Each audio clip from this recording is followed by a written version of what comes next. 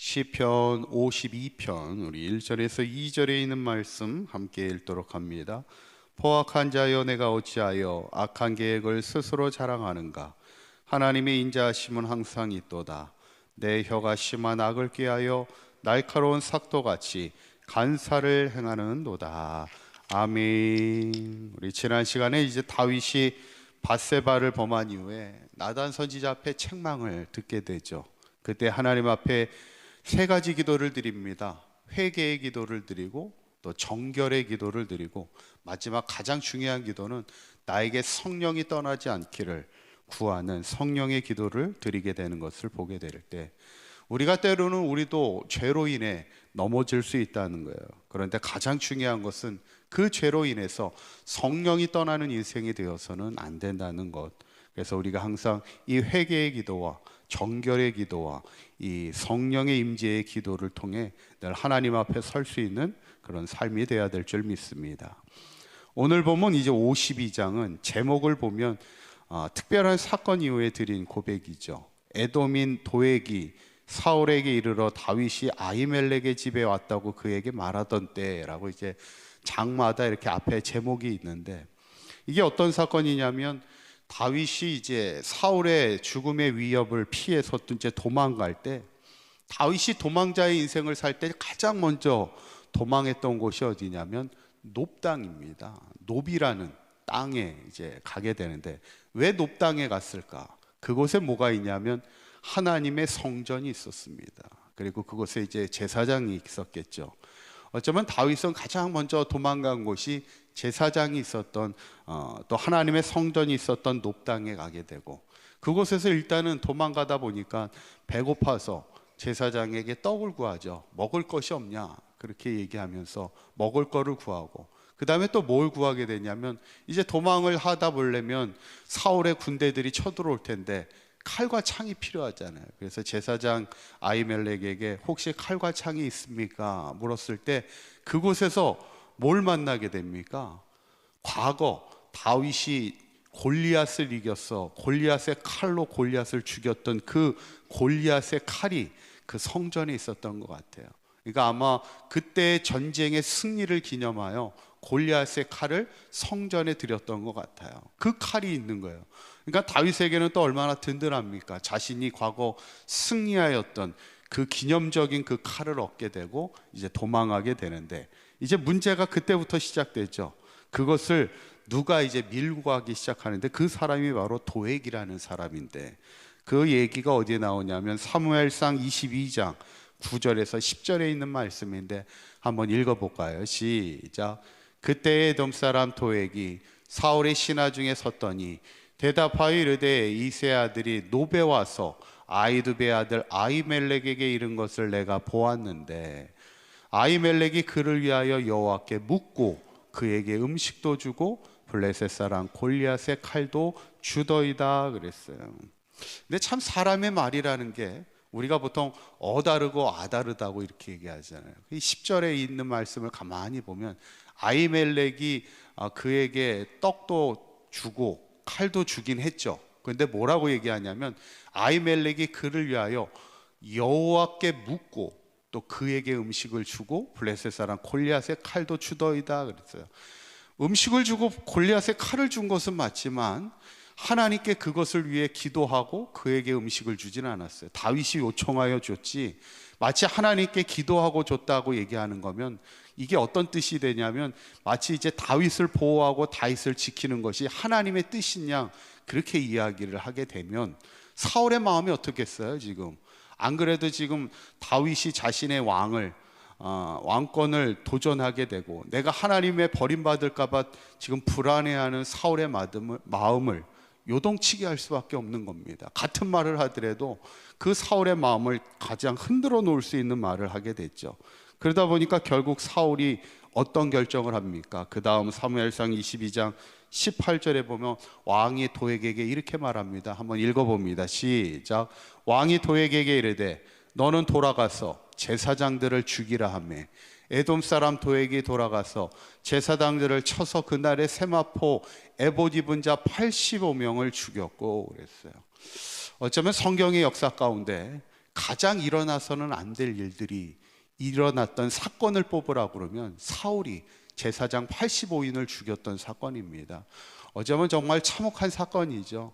아히멜렉이 그 다윗에게 먹을 것과 칼을 주었다는 이유로 그 제사장 아히멜렉뿐만 아니라 그 땅에 있는 제사장 85인을 다 죽이게 되는 정말 참혹한 일을 벌이게 됩니다. 어쩌면 도액이기 때문에 가능했던 게, 아마 이스라엘 백성이었으면 차마 제사장을 죽이지 못했을 텐데, 도액은 에돔 사람이라 처음부터 그렇게 성경은 얘기하고 있죠. 그러니까 도액은 그 왕의 명령을 따라서 제사장 85인을 결국 죽이게 되는데, 이 소식을 이제 다윗이 듣게 됩니다. 그 이야기를 들은 다윗의 마음이 어땠을까? 얼마나 참혹했을까요? 얼마나 그 마음이 힘들었을까? 자기가 도망하여 높당에 가서 제사장을 만나고 갔는데 그 제사장이 결국 자기 때문에 그게 빌미가 되어서 결국 그 아히멜렉뿐만 아니라 85명의 제사장이 다 죽임을 당하니까 다윗의 마음은 참 힘들고 참혹했겠죠. 그때 하나님 앞에 드렸던 고백이 오늘 읽은 시편 52편에 있는 말씀인데, 이렇게 시작합니다. 2절에 있는 말씀을 한번 보시면 한번 읽어볼까요? 시작. 내 혀가 심한 악을 꾀하여 날카로운 삭도같이 간사를 행하는도다, 이렇게 이야기하죠. 어쩌면 찬송이라기보다는 이거는 탄식입니다. 이 도액이 행한 일을 가지고 하나님 앞에 탄식하며 기도할 때 내 혀가 심한 악을 꾀하여, 그 말이 뭐와 같다 그래요? 날카로운 삭도 같다, 이런 얘기예요. 날카로운 삭도.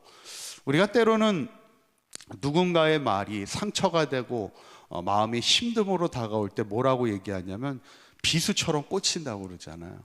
그 비수처럼 꽂힌다는 말이 어쩌면 오늘 날카로운 삭도 같다, 그 말이 얘기하면서 그가 다윗이 세 가지 말을 조심해야 될 것을 우리에게 권면하는 말씀을 보게 되는데, 첫째는 뭐냐면요, 우리가 인생을 살면서 악한 말을 조심해야 됩니다. 악한 말이라는 게 뭐예요?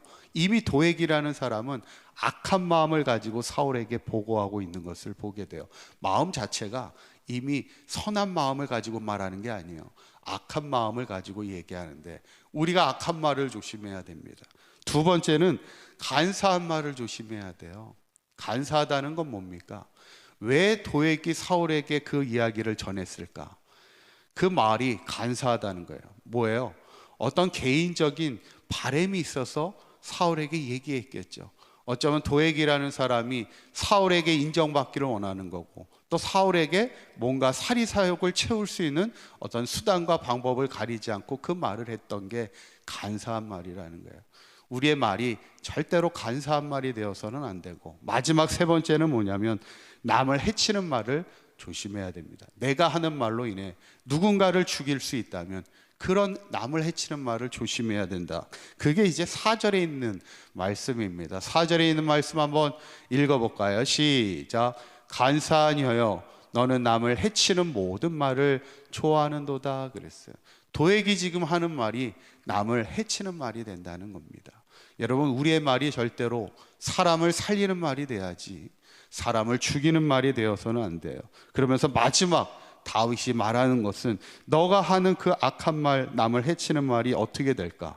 5절입니다. 한번 5절에 있는 말씀 읽어봅니다. 시작.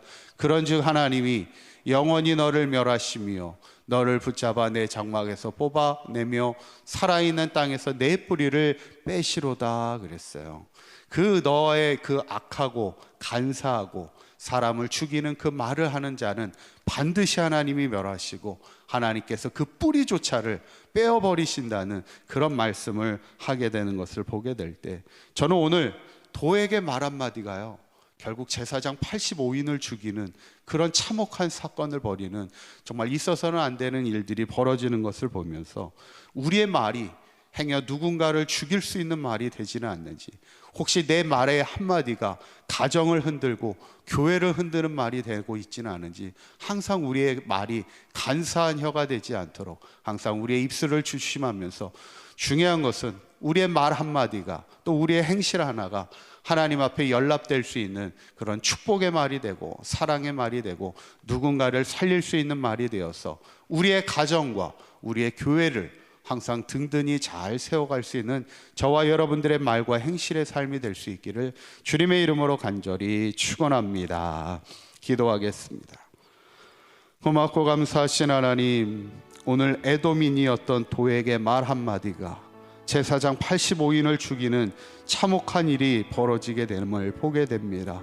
우리의 입술이 악한 말을 조심하게 하시고 간사한 말을 조심하게 하시고 남을 해치는 말이 되지 않도록 우리의 입술과 우리의 행실이 늘 조심하게 하여 주셔서 우리의 말로 인해 누군가를 살리는 말이 되게 하시고 가정을 살리고 교회를 살리는 말의 행실이 될 수 있도록 인도하여 주셔서 우리 사랑하는 성도들의 모든 삶이 주님께 영광이 되는 복된 삶이 될 수 있도록 인도하여 주시옵소서. 추운 날씨 가운데 있습니다. 우리 사랑하는 사관교회 모든 성도들의 삶을 주님께서 지키시고 보호하여 주셔서 항상 하나님의 은혜 가운데 살아가게 하시고 주님과 동행하는 인생이 되어서 우리의 말과 모든 행실이 주님께 연락되어지는 영광된 인생을 살아가는 복된 삶이 되도록 인도하여 주시옵소서. 오늘도 성령님과 함께하는 동행의 인생이 되게 하실 줄 믿사오며 우리 주 예수 그리스도의 이름으로